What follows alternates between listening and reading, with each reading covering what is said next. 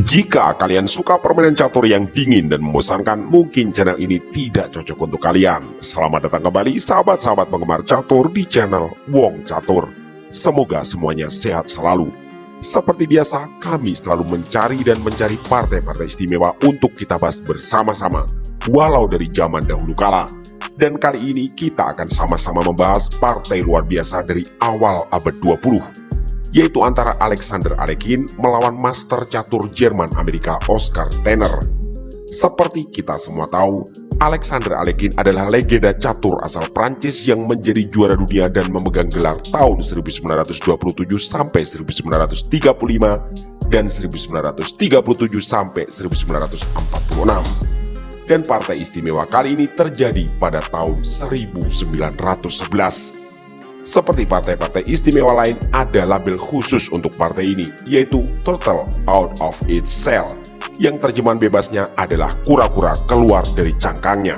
Seberapa indah partainya, ikuti sampai selesai, siapkan fokus, bersiaplah terkagum-kagum, dan mari kita mulai. Pada permainan kali ini, Alexander Alekhine memegang buah putih dan Oscar Tenner memegang hitam. Alekhine memulai permainan dengan pion E4 dan Oscar Tenner menjawab pion E5. Putih kemudian mendorong pion F4 dan dijawab dengan pengembangan gajah gelap ke C5.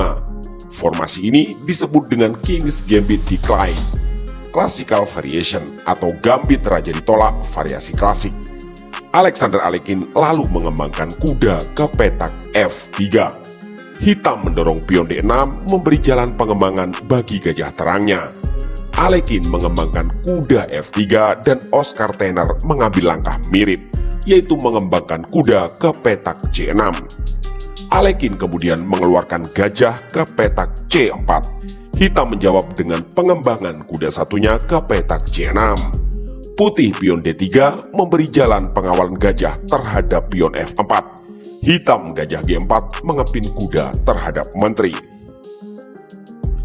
Seperti kita lihat, putih tidak bisa melakukan rokade sayap raja karena ada penjagaan dari gajah gelap milik hitam di petak C5. Alexander Alekhine mengabaikan hal itu dan memilih menyusun serangan dengan melompatkan kuda ke petak A4. Oscar Tenner melakukan pertukaran pertama dalam permainan ini, yaitu pion kali pion F4. Alekhine tidak langsung memukul kembali pion tersebut. Dia memilih melakukan pertukaran perwira, yaitu kuda kali gajah C5. Oscar Tenner memukul kembali kuda tersebut dengan menggunakan pion. Barulah kemudian Alexander Alekhine mengambil langkah gajah kali pion F4. Terlihat di atas papan, kedua gajah milik Alexander Alekhine mengarah ke pion penting C7 dan F7. Serta tak ada halangan lagi bagi putih untuk melakukan rokade sayap raja di langkah-langkah berikutnya. Oscar Tenner meluncurkan kuda ke H5 memberi ancaman pada gajah putih di petak F4. Putih memundurkan gajahnya ke petak E3 sambil berbalik menyerang pion C5. Jawaban hitam terlihat begitu rasional, yaitu menggeser kudanya ke petak E5. Kuda ini bisa melakukan pertukaran dengan gajah C4. Tapi yang terlihat lebih penting tentu adalah menambah tekanan pada kuda F3 yang sedang terkena pin oleh gajah. Dan tentu saja, ini adalah ide menarik untuk membongkar pertahanan putih di sayap raja. Apa respon dari Alexander Alekhine? Mari sama-sama menahan nafas sejenak dan mengencangkan sabuk pengaman. Karena sang legenda dan juara dunia asal Prancis ini mengambil langkah yang begitu berani dan mengejutkan, yaitu kuda kali kuda E5. Ini artinya Alexander Alekhine dengan penuh kesadaran dan tentunya perhitungan matang mengorbankan menterinya. Apa manfaat dari pengorbanan menteri ini? Mari kita lanjutkan. Oscar Tenner menerima pengorbanan gajah kali menteri. Alexander Alekhine melanjutkan aksi mautnya dengan gajah kali pion F7 skak. Di sini terlihat posisi kuda putih di petak E5 yang begitu strategis. Pada posisi ini hanya ada dua pilihan petak bagi raja hitam, yaitu E7 dan F8.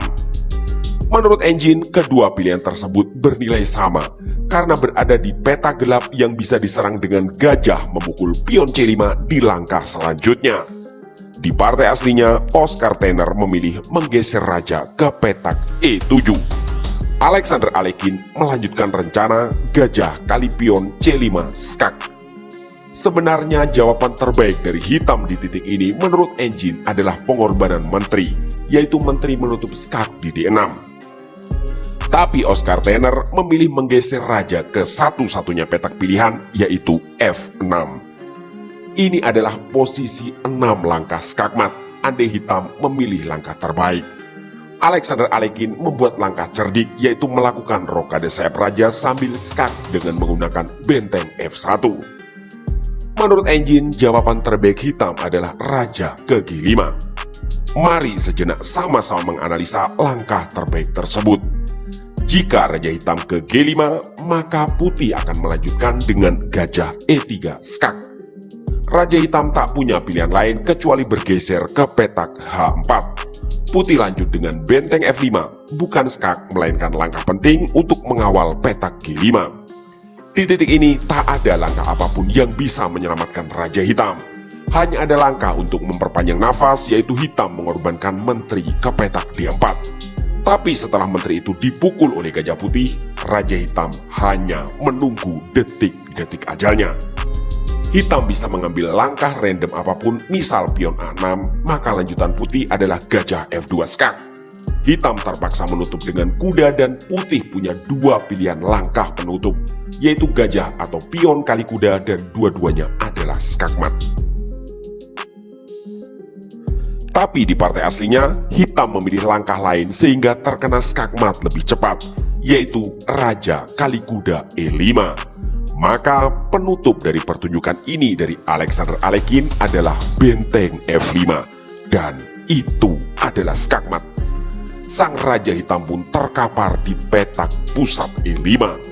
Benar-benar rangkaian langkah luar biasa dari sang legenda dan juara dunia catur asal Prancis, Alexander Alekin, yang diwarnai dengan pengorbanan menteri secara spektakuler. Jika sahabat-sahabat ingin diskusi tentang kemungkinan langkah tertentu, kami mohon untuk menyertakan pula angka menit dan detik agar kami tidak gagal paham serta bisa berusaha menjawab dengan baik. Demikianlah video singkat kali ini. Semoga sahabat-sahabat semua puas dengan permainan yang luar biasa ini. Dan semoga pula bisa menjadi inspirasi dan referensi bagi kita semua. Kami atas nama segenap kru channel Wong Catur memohon dukungan like, komen, share, subscribe, dan doa agar channel ini selalu belajar dan makin berkembang. Terima kasih telah menyimak, mohon maaf atas kesalahan kata, dan sampai jumpa di video catur berikutnya.